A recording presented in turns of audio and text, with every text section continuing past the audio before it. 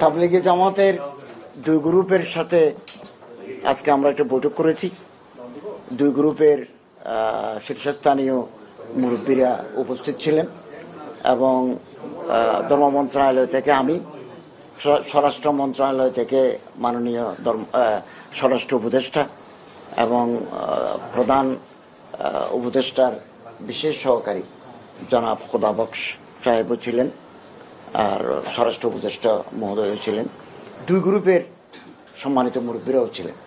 আমরা তাদের একটা চায়ের দাওয়াত দিয়েছি এবং কিছু সমস্যা তো দুই গ্রুপের ভিতরে আছে, এগুলোকে সহনীয় পর্যায়ে আনার জন্য আমরা কথা বলেছি। অত্যন্ত সৌহার্দ্যপূর্ণ পরিবেশে আজকের এই বৈঠক হয়েছে।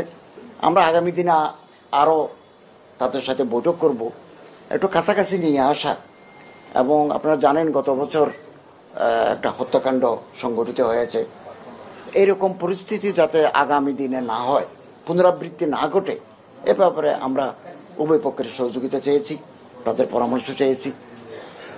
এভাবে আজকের বৈঠকটা সমাপ্ত হলো। আমরা আগামী দিনে বসে তাবলিগি জামাতের কর্মকাণ্ড যাতে সুষ্ঠুভাবে চলে সেদিকে আমরা অগ্রসর হব। না, উভয় গ্রুপ আমাদেরকে আজকে 2 মাস 3 মাস যাবৎ বলছেন যে আমরা আপনাদের সাথে বসতে চাই, তো আমরা সময় দিতে পারি নাই। এই সময়টা ঠিক করেছি। তবে উভয় গ্রুপকে আমরা এক করেছি। আজকে আলাদা আলাদা বৈঠক ছিল, একজন 12টা থেকে 12:30 এক গ্রুপ, 12:30 থেকে 1টা পর্যন্ত আরেক গ্রুপ। আমি চিন্তা করলাম যে তারা যেহেতু এখানে আছে তাদেরকেও ডাকি না, ডেকে সামনাসামনি কথা বললে অনেক কথা ক্লিয়ার হয়। তো ওনারা সম্মতি দিচ্ছেন এবং দুই গ্রুপের সাথে শীর্ষস্থানীয় নেতৃবৃন্দের সাথে দুই গ্রুপের আজকে বৈঠক হয়েছে। আমরা চা কফি খেলাম। আগামী দিনে আমরা আরও বৈঠক করব, আরও কাছাকাছি আসার। না, এই পর্যন্ত আপনি জানেন 24 সালে যখন আমরা বারবার বৈঠক করেছি, উভয় গ্রুপ একসাথে বসতে তারা সম্মতি ছিলেন না, বসবেন না তারা। It is the first time, এটাই প্রথম যে উভয় গ্রুপ দুজন উপদেষ্টা একজন বিশেষ সহকারীর সামনে বসে এগুলো আলাপ আলোচনা করার সুযোগ করে দিল। এর জন্য আমি উভয় গ্রুপকে ধন্যবাদ জানাই। না, এই নিয়ে আমরা উচ্চতর পর্যন্ত এখনো পৌঁছে নেই। একসাথে করবে কে না সেপারেট করবে, এগুলো আলাপ আলোচনা সাপেক্ষে হবে।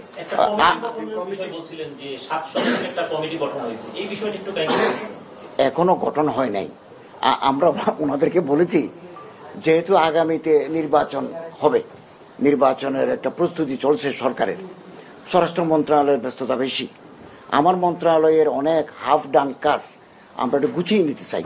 বারবার এই সমস্ত বিষয় নিয়ে বসলে আমাদের সময় স্বল্পতা, আমরা এটা সময় দিতে পারছি না।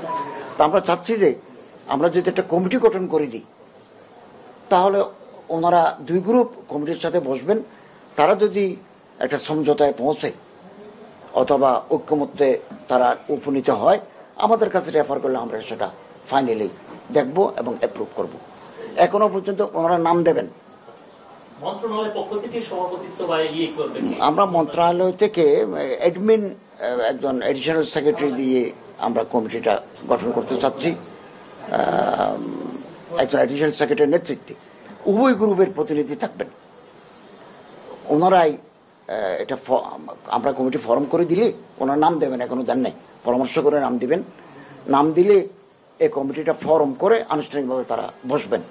তা আমরা আশা করছি যে এই কমিটির মাধ্যমে একটা সমঝোতায় উভয় গ্রুপ উপনীত হতে পারবে, সামনে সংঘাতের পথ বন্ধ হয়ে যাবে, আমরা এটাই চাচ্ছি। কিন্তু এইটা টঙ্গীর যে বিশ্ব ইজতেমাটা, এটা একসঙ্গে দুই গ্রুপকে একসঙ্গে করার তো কোনো আলোচনা আসেনি বা কোনো, আমরা ওই পর্যায়ে পৌঁছে নেই এখনো। না, আমরা কমিটির উপর দায়িত্ব দিচ্ছি। আমরা যে কমিটি গঠন করে দিচ্ছি, ওই কমিটি এগুলো আলোচনা করবে, নানা দিক, নানা আসপেক্টস, ওখান থেকে একটা সমাধান বেরিয়ে আসবে।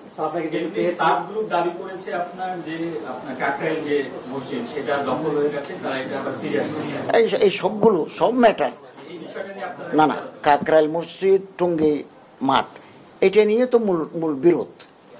এগুলো ওই কমিটির সাথে ওনারা বসে আলাপ করবেন নেগোসিয়েশনে যাবেন, যেটা ফলাফল বেরিয়ে আসবে ওটা আমরা বিবেচনা করব।